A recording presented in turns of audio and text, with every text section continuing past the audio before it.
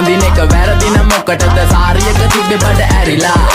ඩෝංගල පතු වෙන්න ඕන් දැම්ම මලුවන්ට පාන් දැම්ම වගේ ඇවිත් හාල යන්න එන්නේ පහල යන්න ඇවිත් කට වාල යන්න අපි යව්වේ මොරා නිසා පදිරි වෙන්නේ නෑනේ ඔය සාලයන්ට